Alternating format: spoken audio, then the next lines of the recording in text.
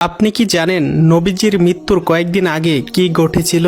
একদিন নবীজি বাকিয়া নামক কবরস্থানে তার মায়ের কবর জিয়ারত করতে যান। জিয়ারত করে আসার সময় নবীজির প্রচন্ড মাথা ব্যথা শুরু হয়। বাড়ি ফিরে নবীজি জ্বরে আক্রান্ত হয়। নবীজির জ্বর একটানা 13 দিন ছিল। যখন নবীজির মৃত্যুর সময় ঘনিয়ে আসলো, তখন আল্লাহ তাআলা মালাকুল মাউতকে বলল, হে মালাকুল মাউত, তুমি কি জানো তুমি কার রুহু কবজ করতে যাচ্ছ?